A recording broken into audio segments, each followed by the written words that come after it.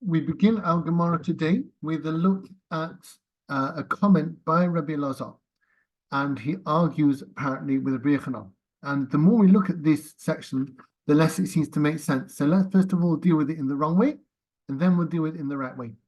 Rabbi Elazar is referring back to the argument that we had between the Chachomim, Rabbi Shimon ben Gamliel, and Rabbi Yossi about a document that records a loan and is held by both the borrower and the lender.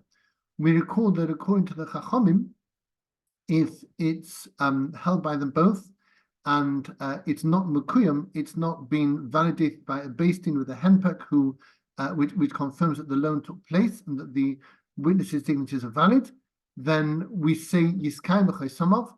Then the lender will have to validate the document before being able to claim from the borrower. And if he can't validate it, then that will be that. And this is because as much as the borrower is believed to say that the loan took place, in the absence of a proper hemp from a beis din, that's all we have to go on. So as much as we believe the borrower to say the loan took place, we must also believe in Seyd Chachamim when he says that he's paid it off. So Rabbi Shimon ben Gamliel argues with the Chachamim, and he says that's not true. He says that we can believe the borrower regarding the fact that the loan took place without necessarily believing him also when he says that he's paid off. So Rabbi Shimon ben Gamliel says that when they're both holding the document, in fact, they have equal claims to the loan, and yachloku, there is a division of the loan. Now, Rabbi Elazar comments on this, and he says, machlokes, there is a machlokes, b'sheshnehem adukim b'teifes, when the two of them are holding on to the teifes, which is the end of the document, where the names of the lender and the borrower, and the amount of the loan, and the place of the loan are all recorded, but not the date. The date of the loan is not recorded in the teifes. It's only recorded in the Torah, which comes at the beginning of the loan. So again, Rabbi Elazar said there's an argument when both of them are holding on to the teifes, the end of the document, which has the name of the borrower and lender and the amount of the loan and where the loan took place. Or for that matter, there's also a machlekes where both of them are holding on to the Torah, which is the first part of the document, which records the names of the lender and the borrower, the amount of the loan, the place of the loan to place, and the date, which is only in the Torah, not in the Torah at the beginning of the document. But Echad Odot B'Teifes is one party is holding the Torah, which is the end of the document that has everything but the date of the loan. The Echad Odot B'Teifes, and one of them is holding on to the Torah at the beginning of the document, which has all the details of the loan plus the date. Then Zen no tel Teifes v'Zen no tel Torah, says Rabbi Elazar. The one who's holding the Torah gets the Torah, the one who's holding the Torah gets the Torah. That's how it seems to look. Now, Rashi and Tosfos both disagree with the explanation that I just gave, where we say machlokes, meaning an argument, because in fact they both say it would make no sense. Why would the Chachamim and Rabbi Shimon ben Gamliel no longer argue when the lender and borrower are holding these particular parts of the document? It makes no sense. Which part of the document they're holding has no bearing on the consistency with which we believe the borrower when he says A, that the loan took place, and B, that he's paid it back. So they both say that when the word machlekes doesn't actually mean an argument in this place, it means a chalukah, a division. And the point here is that Rabbi Elazar is commenting just on Rabbi Shimon ben Gamliel, and we recall that he says yachloku, they divide it, and we can rely on the borrower to say that the loan took place, but we don't need to rely on him when he says that he's paid it back. Therefore, the loan is divided between lender and borrower, and that's what is meant by the word machlokes. So that's what Rabbi Elazar is saying, that Rabbi Shimon ben Gamliel only says we divide the loan equally between the lender and the borrower when they're both holding one part of the document. But if one of them is holding the Torah and one is holding the Torah, then each one gets the part that is relevant to them. Now, this off the bat seems very strange, because surely if you cut the document up and one gets the Torah and one gets the Torah, each one has half of the torn loan document, that is the most invalid a document can get. We know from the view of Rabbi Yossi who's also there in the argument between Chacham and Rab Shimon Gamliel. He has a third opinion that he says that if a document is torn, it is deemed to be paid off, and if it's not torn, then it's deemed not to be paid off. So how here can the Gemara suggest that we just tear the document in half? That ruins it for everybody. It's not really a solution. So we've dealt with one part of Rabbi Elazar, which is the meaning of the term machlokes, but we still have this other section of each one taking a different part of the document that doesn't seem to make sense, and we're going to deal with that shortly. Rabbi Yochanan says, "La'olam chalkin," they always divide it. Even if one's holding the tofes, one's holding the torah, we still divide it half-half. And the Gemara is now going to address the obvious problem in Rabbi Yochanan, which is that it doesn't make sense that we should have a 50-50 split when they're holding different parts of the document. And this is what it says. We've learned in the Braita, each one takes up to where his hand is holding. So if one's holding the tofes and one's holding the torah, how can you then say that each one should get 50% of the document, have a right to half of the loan? Surely, if each one's holding a particular part, they should get that part, whatever that actually means. So the Gemara says we have to re-understand what Rabbi Yochanan is actually saying, and this is what it does. No, says the Gemara, it doesn't mean that when one's holding the tofes, one's holding the torah, you split it 50-50. Suricha, he says, the koi torah bein matzi. We're talking where the torah is between the lender and the borrower, and neither is holding on to it. So when it says that if they're holding on to different parts, it doesn't mean that the relevant parts are in their hands. It means they are between them. Ihachi, says the Gemara, what is it telling me? Surely we know this already. We have this in the very first case in the Mishnah, where we've got two people holding on to something and their hands don't go very far along.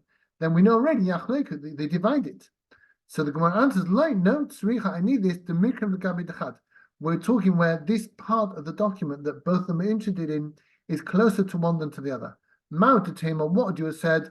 Amalei playing hachi. That the one to whom the Torah is closer could say, let's divide it this way, and I get the part that's nearer to me. Kamash Malon, Rabbi Yechon teaches us the Amalei that the other party can say, my chazit the pagas hachi. Why do you see? What do you see to divide it that way? Playing hockey, divide it in a different way so that they can actually get half of it each, and it's entirely 50-50 split. So another way of looking at this is that instead of saying this one get this half, and this one get that half, we say we divide it horizontally so that they both have equal rights to every part of the document, and neither has a special claim to the Torah or the Torah. Even if the Torah and the Torah are close to one to the other, it's exactly the same as the case I had with the talis, with a golden stripe that is nearer to one person than the other, but held by neither. When we say that my chazit is hockey plug hockey, why should you divide it this way? Divide it the other way, and in fact, we divide the golden stripe as long as the rest of the talis between the two litigants. So we have found then that in fact Rabbi Yochanan and Rabbi Elazar are talking about two different things. They're not actually arguing. Rabbi Elazar is talking about when they're both holding a particular part of the document, whereas Rabbi Yochanan is talking where they're holding the very edges of the document. It's just that the Torah is near to one to the other. Now, the Gemara is now going to deal with what exactly Rabbi Elazar means by dividing this document up. From Difti said to Ravina, no Rabbi Elazar, according to Rabbi Elazar, the Omar who says Zena to Torah, Zena to Torah, this one takes the Torah, this one takes the Torah. Lomale, why would you want a part of a torn document?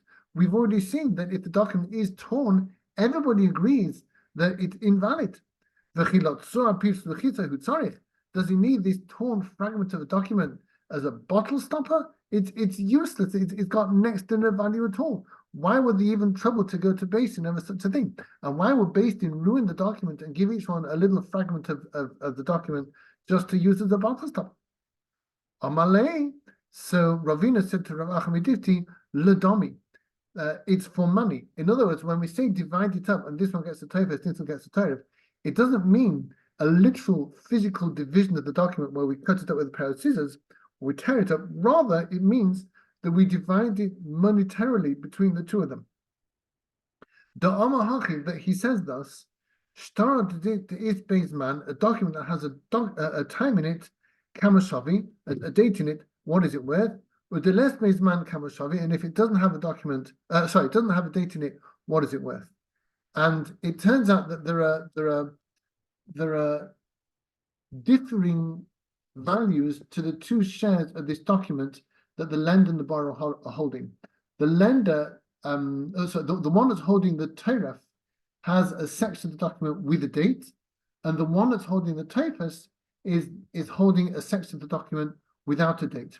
The person who's holding the section of the document with a date has greater power, because when a document of loan has a date on it, the lender can claim the debt from people who have bought things from the borrower after the time of the loan, because it's proven through the date that when somebody bought something from the borrower, they were buying something on which the lender had a prior claim. Because once you lend somebody money, you have a potential claim on all their assets to claim from those assets for repayment of your debt if the borrower fails to repay with cash.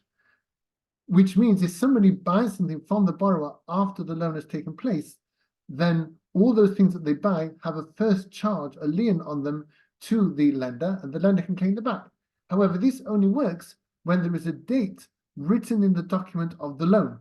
If there's no date, then the person who bought the property from the borrower can argue with the lender and say, for all I know, you lent this person money after I bought the assets from the borrower, and therefore you had no claim on these assets when I bought them. So you'll have to just go and claim your money from the borrower. So having a document of loan or a section of document of loan with a date on it gives more power to the person who's holding that section. So the Gemara says, "Start is based man, a document of loan that has a date in it. Kamashavi, what's it worth? With the less based man, kamashavi, and if it doesn't have a date in it, what's it worth? B'start is based man, when a document has a date in it, govim mimashamti, then the person claiming that debt can claim from property that has been bought from the borrower since the loan. V'idach, but the person who has a section of the document without the date cannot claim from property that's been bought from the borrower after the loan. They can only claim from property that the borrower still has. V'idach, and the other one, cannot claim from these assets. Yoiv leheich de bini bini v'yach loik. Sorry, yoiv leheich de bini bini. So what happens is that the loan is split up according to these two values. What we do is we work out how much it would be worth to sell the document of the loan, to sell the debt itself to another person. And obviously, if you're going to sell a debt with a date in its document, then you can sell that debt for a lot more, because the person who buys the debt can claim from all assets sold by the borrower since the time of the loan.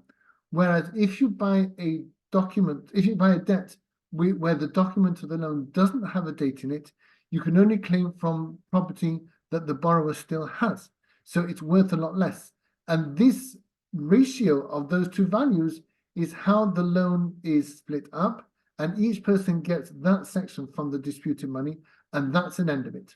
So it turns out that when Rebbe Lazar says that we divide the loan up, it doesn't mean literally that Zena to Tofes, Zena to Torah, this one takes this section of the document physically, and this one takes the other section of the document physically. No, it means each one gets a proportion of the loan based on the value, the resale value of the debt, with or without the date. And obviously, the person who's holding the Torah where the date is will have the more valuable share, and the person holding the Torah without the date has a less valuable share. And the Gemara says that we can actually bring a proof that when we talk about dividing the loan, it means monetarily rather than physically chopping up the document. And it tries to do this from various sources. And when we talk about dividing up something under dispute, it always means in a monetary way rather than physically. The Gemara says, I'll prove it to you. If you don't say like this, would you indeed say that if two people are holding onto a talis, that they would divide it up? Surely by dividing it up, they ruin it. There'd be no point dividing it up at all. You just destroy the thing. So the Gemara says, no, that's not true. That is no proof. Could be that if you look at the word, the idea of dividing the thing under dispute in the context of the mission at the beginning of this Gemara, of two people holding a garment and argue about whom it belongs to, you could indeed say that it literally means physically dividing the garment. They cut it up.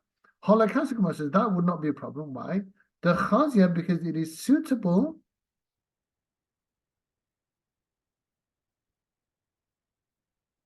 lekatanim for children. So maybe the Gemara says if you to look at our Mishnah, when it said divided, maybe it means literally dividing it because it was still suitable to make garments for children out of the two halves, because children obviously are smaller, they need less cloth in the garments. The harder Omar Rava, so the Gemara says, what about that which Rava says? If it's a talis with a section that's gold, would you divide it? And does that mean literally? Is that what you want to say? You literally cut it up.